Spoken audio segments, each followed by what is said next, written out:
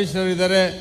ನನಗೆ ಹೆಸರು ಗೊತ್ತಿಲ್ಲದ್ರಿಂದ ಅನ್ಯತಾ ಭಾವಿಸಬಾರ್ದು ಅಂತ ಕೇಳ್ತಾ ವೇದಿಕೆ ಮೇಲಿರ್ತಕ್ಕಂಥ ಎಲ್ಲ ಗಣ್ಯಾತಿ ಗಣ್ಯರೇ, ಅದಕ್ಕೆಲ್ಲಕ್ಕಿಂತ ಮುಖ್ಯವಾಗಿ ತಾವೇನು ಬಂದು ಈ ಸಭೆಯನ್ನು ಯಶಸ್ವಿಯಾಗಿ ನೆರವೇರಿಸಿ ಕೊಡ್ತಾ ಇರ್ತಕ್ಕಂಥ ಕಾರ್ಯಕರ್ತ ಬಂಧುಗಳೇ, ಈ ಒಂದು ಸಭೆ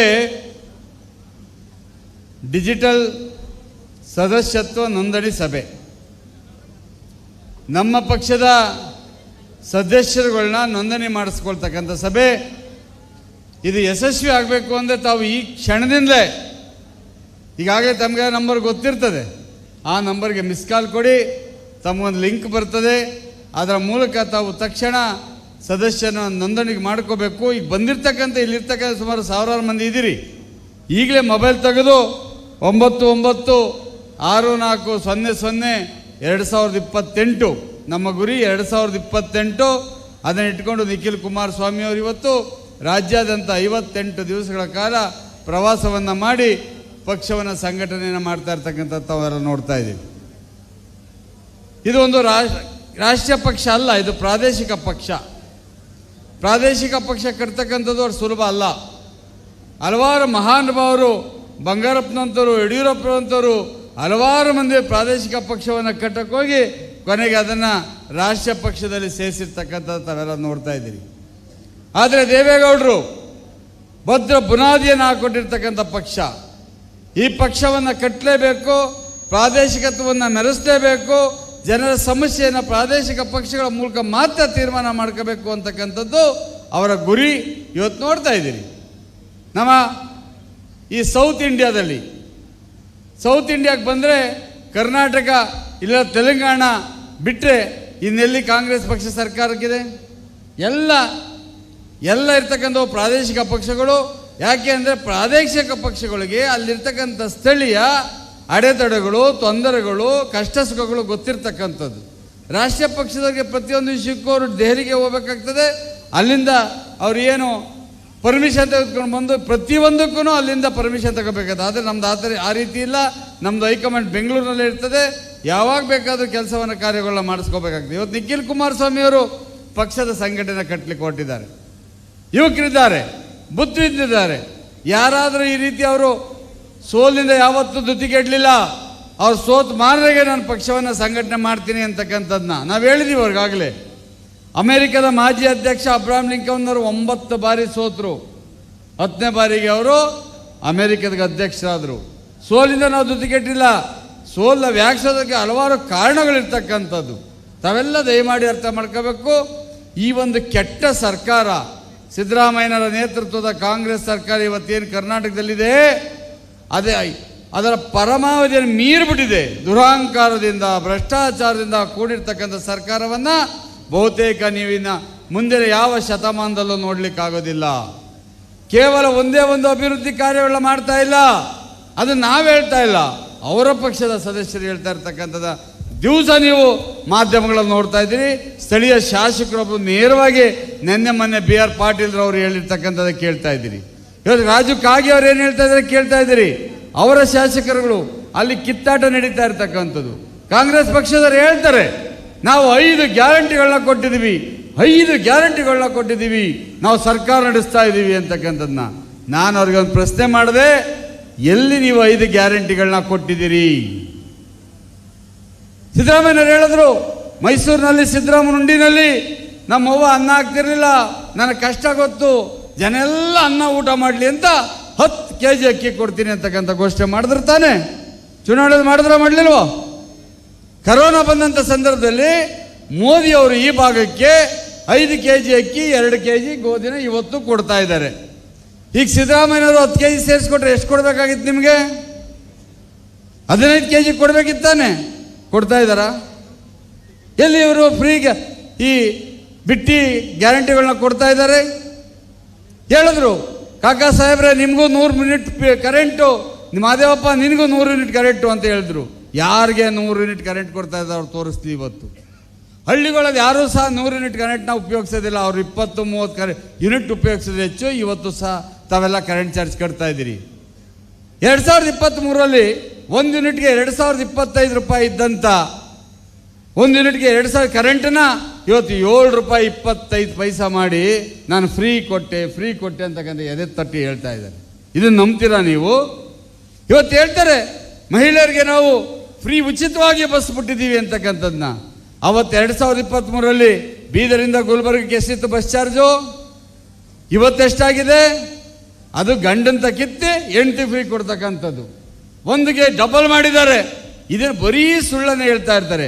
ಪ್ರಾಮಾಣಿಕ ಅಧಿಕಾರಿಗಳು ರಾಜೀನಾಮೆ ಕೊಟ್ಟು ಮನೆಗೆ ಹೋಗ್ತಾ ಇದ್ದಾರೆ. ಭ್ರಷ್ಟಾಚಾರಿಗಳನ್ನ ಮಡಿಕೊಂಡು ಭ್ರಷ್ಟಾಚಾರ ತಾಂಡವಾಡ್ತಾ ಇದೆ. ತಾವು ನೋಡಿದ್ರಿ ನೆನ್ನೆ ಮನೆ ಪೇಪರಲ್ಲಿ ವಾಲ್ಮೀಕಿ ನಿಗಮ ಎಲ್ಲಾದರೂ ಉಂಟೇಂದ್ರಿ ಸರ್ಕಾರದ ದುಡ್ಡನ್ನ ಬಾರ್ಗಳಲ್ಲಿ ಹೋಗಿ ಡ್ರಾ ಮಾಡ್ಕೊಂಡವ್ರು ಇರು ಅಂದರೆ ಇವ್ರು ಯಾವ ಮಟ್ಟಕ್ಕೆ ಸರ್ಕಾರವನ್ನು ನಡೆಸ್ತಾ ಇದ್ದಾರೆ ಅಂತಕ್ಕಂಥದ್ದು. ಹೈಕೋರ್ಟ್ ಏನಾಕಿದೆ, ನಿಮ್ಮ ಕೈ ತನಿಖೆ ಮಾಡ್ಲಿಕ್ಕೆ ಆಗೋದಿಲ್ಲ, ಇದನ್ನು CBI ಕೊಡಿ ಅಂತಕ್ಕಂಥದ್ದು ಹೇಳಿ ಇವತ್ತು ತನಿಖೆ ನಡೀತಾ ಇದೆ. ಯಾರ್ಯಾರು ಎಷ್ಟೆಷ್ಟು ಜೈಲಿಗೆ ಹೋಗ್ತಾರೋ ಬಹುತೇಕ ನಮ್ಮ ಪ್ರಕಾರ ಸರಿಯಾಗಿ ತನಿಖೆ ಮಾಡಿದ್ರೆ ಈ ಸರ್ಕಾರದಲ್ಲಿ 50% ಮಂತ್ರಿಗಳು ಮೊದಲು ಜೈಲಿಗೆ ಹೋಗ್ತಾರೆ, ಇನ್ನೊಂದು 25% ನೆಕ್ಸ್ಟ್ ಜೈಲಿಗೆ ಹೋಗ್ತಕ್ಕಂಥ ಕೆಲಸ ಇದೆ. ಲೂಟಿನೇ ಕಾಯಕ ಅವ್ರಿಗೆ, ಬೇರೆ ಕೆಲಸಗಾರರು ಏನು ಮಾಡ್ತಾ ಇಲ್ಲ. ನಾವಿವತ್ತು ದೇವೇಗೌಡರನ್ನ ನೆನೆಸ್ಕೊಳ್ತಾರೆ ಈ ಭಾಗದ ಜನ. ಯಾಕೆ? ಅವ್ರು ಕೊಟ್ಟಂಥ ನೀರಾವರಿ ಯೋಜನೆಗಳು, ಅವ್ರು ಕೊಟ್ಟಂಥ ರೈತ ಪರ ಸರ್ಕಾರಗಳು. ಆದರೆ ದೇವೇಗೌಡರು ಎಷ್ಟು ದಿವಸ ಎಷ್ಟು ವರ್ಷ ಅಧಿಕಾರ ಮಾಡಿದ್ರು? 16 ತಿಂಗಳು ಪ್ರಧಾನಮಂತ್ರಿಗಳಾಗಿದ್ರು, ಮುಖ್ಯಮಂತ್ರಿ ಆಗಿದ್ರು, 14 ತಿಂಗಳು ಪ್ರಧಾನಮಂತ್ರಿ ಆಗಿದ್ರು. ಅಷ್ಟರಲ್ಲಿ ಇವತ್ತು ಇಡೀ ದೇಶ ಮೆಚ್ಚತಕ್ಕಂಥ ಕೆಲಸವನ್ನು ಮಾಡಿರ್ತಕ್ಕಂಥವ್ರು. ಕುಮಾರಸ್ವಾಮಿ ಅವರೇನು ಸ್ವತಂತ್ರವಾಗಿ ಮುಖ್ಯಮಂತ್ರಿ ಆಗಿದ್ರು, ಒಂದ್ಸರಿ 20 ತಿಂಗಳು, ಒಂದ್ಸರಿ 14 ತಿಂಗಳು. ಆದರೆ ಇವತ್ತು ರೈತರ ಸಾಲಗಳನ್ನ ಮನ್ನಾ ಮಾಡಿದ್ರು, ಸಾರಾಯಿ ನಿಷೇಧ ಮಾಡಿದ್ರು, ಲಾಟ್ರಿ ನಿಷೇಧ ಮಾಡಿದ್ರು. ಬಂಡಪಣ್ಣ ಕೋಆಪರೇಟಿವ್ ಮಿನಿಸ್ಟರ್ ಆಗಿದ್ರು, ನಾನು ಶಾಸಕನಾಗಿದೆ. 25,000 ಕೋಟಿ ರೂಪಾಯಿಗಳನ್ನ ಸಾಲ ಮಾಡಿದ್ರು. ಮೊನ್ನೆ ಮುಖ್ಯಮಂತ್ರಿಗಳು ಹೇಳ್ತಾರೆ ಈ ಬಂಡಪಣ್ಣ ಕುಮಾರಸ್ವಾಮಿ 25,000 ಮನ್ನಾ ಮಾಡಿಬಿಟ್ಟು 300 ಕೋಟಿ ಹಂಗೆ ಬಿಟ್ಟು ಹೊಂಟೋಗಿದ್ರು, ನಾನು ಸಾಲ ತೀರಿಸ್ತೆ ಅಂತಕ್ಕಂಥ ಮಾತನ್ನು ಹೇಳ್ತೀನಿ. ಇದು ಅವಿವೇಕತನದ ಮಾತಲ್ವಾ ಇದು? ನೀವು ಯೋಚನೆ ಮಾಡಬೇಕು. ಇವತ್ತು ಕಾಂಗ್ರೆಸ್ ಪಕ್ಷದ ನಡವಳಿಕೆನ ನೀವು ನೋಡಬೇಕು. ಯಾರಾದರೂ ಮಲ್ಲಿಕಾರ್ಜುನ ಖರ್ಗೆಜಿಯವ್ರನ್ನ ಹೋಗಿ ಏನು ನಿಮ್ಮ ಪಕ್ಷ ಕಿತ್ತಾಡ್ತಾ ಇದೆ ಅಂದರೆ ಅದನ್ನ ಹೈಕಮಾಂಡ್ ಕೇಳಿ, ಇವರೇ ರಾಷ್ಟ್ರೀಯ ಅಧ್ಯಕ್ಷರು, ಇವ್ರು ಹೇಳ್ತಾರೆ ಹೈಕಮಾಂಡ್ ಕೇಳಬೇಕು ಅಂತಕ್ಕಂಥ ಮಾತನ್ನು ಹೇಳ್ತಾರೆ. ಈ ಪರಿಸ್ಥಿತಿ ಇರ್ತಕ್ಕಂಥದ್ದನ್ನ ತಾವೆಲ್ಲ ಅರ್ಥ ಮಾಡ್ಕೋಬೇಕು. ಇವತ್ತು ನೋಡ್ತಾ ಇದ್ದೀರಿ ನಾವು ಏನು ಹಾಲಿಗೆ ಬೆಂಬಲ ಬೆಲೆಯನ್ನು ಸರ್ಕಾರಗಳು ಕೊಡ್ತಾರೆ, ಇವತ್ತೇನೋ ಕೊಡ್ತಾ ಇದ್ದಾರ ಈ ಸರ್ಕಾರ? ಹಾಲಿನ ಬೆಲೆ ಎಷ್ಟು ಹೆಚ್ಚಿಗೆ ಮಾಡಿದ್ದಾರೆ, ಯಾಕೆ ರೈತರಿಗೆ ಅವ್ರು ಕೊಡ್ತಾ ಇಲ್ಲ? ತಾವೇದನ್ನೆಲ್ಲ ಯೋಚನೆ ಮಾಡಬೇಕು. ಇವತ್ತು ನಮ್ಮ ಪಕ್ಷಕ್ಕೆ ಭದ್ರ ಬುನಾದಿಯನ್ನು ಹಾಕಿ ಈ ಭಾಗದಲ್ಲಿ ನಾವು ಹಳೆ ಕರ್ನಾಟಕ ಏನಿದೆ, ನಮ್ಮ ಹಳೆ ಮೈಸೂರು ಭಾಗದಲ್ಲಿ ಕಡಿಮೆ ಅಂದರು 50-55 ಸೀಟ್ನ ನಾವು ಕೊಡ್ತಕ್ಕಂಥ ಕೆಲಸವನ್ನು 2028ಕ್ಕೆ ಮಾಡ್ತೀವಿ. ಈ ಕಲ್ಯಾಣ ಕರ್ನಾಟಕದಲ್ಲಿ ನೀವು 15-20 ಸೀಟು ನಮ್ಮ ಬಂಡಪಣ್ಣ ಇರ್ತಾರೆ, ಸೂರ್ಯಕಾಂತ್ ಇರ್ತಾರೆ, ಕೂಬಾ ಇರ್ತಾರೆ, ಇವೆಲ್ಲ ಸೇರಿ ಒಗ್ಗಟ್ಟಾಗಿ ಈ ಭಾಗದಲ್ಲಿ 7 ಜಿಲ್ಲೆಗಳಿಂದ 15-20 ಸೀಟ್ ಕೊಟ್ಟರೆ ಮುಂದಿನ 2028ಕ್ಕೆ ಕುಮಾರಸ್ವಾಮಿ ಅವರು ಮುಖ್ಯಮಂತ್ರಿ ಆಗೋದ್ರಲ್ಲಿ ಯಾವುದೇ ಅನುಮಾನ ಇರೋದಿಲ್ಲ ಅಂತಕ್ಕಂಥದ್ದನ್ನ ಯೋಚನೆ ಮಾಡಬೇಕಾಗ್ತದೆ. ರಾಮರಾಜ್ಯವಾಗ್ತದೆ ಈ ಕರ್ನಾಟಕ. ದಯಮಾಡಿ ಇದನ್ನೆಲ್ಲ ಯೋಚನೆ ಮಾಡಬೇಕು. ತಾವೆಲ್ಲರೂ ಸಹ ಈ ಒಂದು ಕೆಟ್ಟ ಸರ್ಕಾರ ನೀವು ಯೋಚನೆ ಮಾಡಿ. ಕುಮಾರಸ್ವಾಮಿ ಅವರು ಕೇಂದ್ರದಲ್ಲಿ ಮಂತ್ರಿ ಆಗಿದ್ರು, ಹೇಳ್ತಾ ಇದ್ರು ನಮ್ಮ ಸೂರ್ಯಕಾಂತ್ ಅವರು ಕಾರ್ಖಾನೆಗಳನ್ನ ತರಬೇಕು, ಈ ಭಾಗದಲ್ಲಿ ನಿರುದ್ಯೋಗಿನ ತಲುಪಿಸ್ಬೇಕು ತಪ್ಪಿಸ್ಬೇಕು ಅಂತಕ್ಕಂಥ ಮಾತನ್ನ. ನಾವು ಭದ್ರಾವತಿನಲ್ಲಿ ವಿಶ್ವೇಶ್ವರಯ್ಯ ಉಕ್ಕು ಕಾರ್ಖಾನೆ ಓಪನ್ ಮಾಡೋಕ್ಕೆ 10,000 ಕೋಟಿ ಕೊಡೋಕ್ಕೋದ್ರೆ ನಮ್ಮ ಸ್ನೇಹಿತರು ಕಂಡ್ರವ್ರು ಹೋಗಿ ನಾನು ಗಣಿಗಾರಿಕೆಗೆ ಅವಕಾಶ ಕೊಡೋಕ್ಕಿಲ್ಲ ಅಂತಾರೆ. HMT ಕಾರ್ಖಾನೆ ಪುನಃ ಸ್ಥಾಪನೆ ಮಾಡ್ತೀನಿ ಅಂತ ಕುಮಾರಸ್ವಾಮಿ HMT ವಾಚಿಂದ ಹಿಡಿದು ಶುರು ಮಾಡ್ತೀವಿ ಅಂದರೆ ಆ ಜಾಗ ಎಲ್ಲ ವಾಪಸ್ ತಗೊಳ್ತೀವಿ ಅಂತ ಹೇಳ್ತಾರೆ. ಕಾರಣ ಏನಾದರೂ ಯೋಜನೆಗಳು ತಂದು ಸಕ್ಸಸ್ ಆಗಿಬಿಟ್ರೆ ಕುಮಾರಸ್ವಾಮಿಯವ್ರಿಗೆ ಒಳ್ಳೆಯ ಹೆಸರು ಬರ್ತದೆ. ಕುಮಾರಸ್ವಾಮಿಯವ್ರು ಏನೇ ಮಾಡಲಿ ನಾವು ಕೊಡಬಾರ್ದು. ಇದು ಈ ಸರ್ಕಾರದ ಮೂಲ ಉದ್ದೇಶ. ಯಾವ ರೀತಿ ಮಾಡೋದು ಅನುಕೂಲ? ನಮ್ಮ ಸಂವಿಧಾನದಲ್ಲಿ ಹೇಳ್ತದೆ, ಕೇಂದ್ರ ಸರ್ಕಾರದಲ್ಲಿ ಏನೇ ಕೊಟ್ಟರು ಸಹ ಅದನ್ನು ಎಕ್ಸಿಕ್ಯೂಷನ್ ಮಾಡೋರು, ಅದನ್ನು ಇದಕ್ಕೆ ತರ್ತಕ್ಕಂಥವ್ರು ರಾಜ್ಯ ಸರ್ಕಾರದವರು. ಸರ್ಕಾರ ಕೋಆಪರೇಷನ್ ಮಾಡಿದ್ರೆ ಏನು ಮಾಡ್ತಾರೆ? ಒಬ್ಬ ಮಂತ್ರಿ ಹೋಗಿ ಯಾವತ್ತಾದ್ರೂ ಕುಮಾರಸ್ವಾಮಿ ಹತ್ರ ಕೂತ್ಕೊಂಡು ನಾನು ಈ ರೀತಿ ಮಾಡಬೇಕು ಅಂತ ಹೇಳ್ದ? ರೈತರ ಪರವಾಗಿ ಯಾರು ನಿಂತಿದ್ದಾರೆ ಇದುವರೆಗೆ? ನಮ್ಮ ಭಾಗದಲ್ಲಿ ಕೊಬ್ಬರಿ ಬೆಳೆ ಇರಲಿಲ್ಲ, ಅದಕ್ಕೆ ಹೋಗಿ ಬೆಂಬಲ ಬೆಲೆಯನ್ನು ಕೊಡಿಸಿದ್ರು. ಮಾವಿಗೆ ಬೆಂಬಲ ಬೆಲೆಯನ್ನು ಕೊಡಿಸಿದ್ರು, ತಂಬಾಕಿಗೆ ಬೆಂಬಲ ಬೆಲೆಯನ್ನು ಕೊಡಿಸಿದ್ರು. ನಮ್ಮ ಕರ್ನಾಟಕ ಪರವಾಗಿ ಯಾರು ಯಾವುದಕ್ಕೆ ಹೋಗಲಿ ಕುಮಾರಸ್ವಾಮಿಯವರು ದೇವೇಗೌಡರು ಹೋಗಿ ಇವತ್ತು ಸಹ ದೇವೇಗೌಡರು ಅಲ್ಲಿ ಪಾರ್ಲಿಮೆಂಟ್ನಲ್ಲಿ ಧ್ವನಿಯನ್ನೇ ಎತ್ತಿ ಕರ್ನಾಟಕದ ಪರವಾಗಿ ನೀರಾವರಿಯ ಪರವಾಗಿ ಕೆಲಸ ಕಾರ್ಯಗಳನ್ನ ಮಾಡ್ತಾ ಇರ್ತಕ್ಕಂಥ ನೀವು ನೋಡ್ತಾ ಇದ್ದೀರಿ. 2028ಕ್ಕೆ ನಮ್ಮ ಅಭ್ಯರ್ಥಿ ಈ ಭಾಗದಲ್ಲಿ ಏನು ಸೂರ್ಯಕಾಂತ್ ಅವರು ಇದ್ದಾರೆ ಅವ್ರನ್ನ ಶಾಸಕರನ್ನಾಗಿ ಮಾಡಿಸಿ ನಾವು ನಮ್ಮ ಬಂಡಪ್ಪನವರ ನೇತೃತ್ವದಲ್ಲಿ ಈ ಜಿಲ್ಲೆಗೆ ಬೇಕಾಗಿರ್ತಕ್ಕಂಥ ಎಲ್ಲ ಕಾರ್ಯಗಳನ್ನ ಮಾಡಿಕೊಡ್ತಕ್ಕಂಥ ಕೆಲಸವನ್ನು ನಾವೆಲ್ಲರೂ ಮಾಡ್ತೇವೆ ಅಂತಕ್ಕಂಥ ಈ ಸಂದರ್ಭದಲ್ಲಿ ತಮಗೆಲ್ಲ ಹೇಳ್ತಾ, ತಾವೆಲ್ಲ ಅತಿ ಹೆಚ್ಚು ಸಂಖ್ಯೆಯಲ್ಲಿ ಬಂದಿದ್ದೀರಿ. ತಮಗೆಲ್ಲ ನಮ್ಮ ಪಕ್ಷದ ಪರವಾಗಿ ಧನ್ಯವಾದ ಹೇಳ್ತಾ ಮಾತು ಮುಗಿಸ್ತೇನೆ. ಜೈ ಹಿಂದ್, ಜೈ JDS.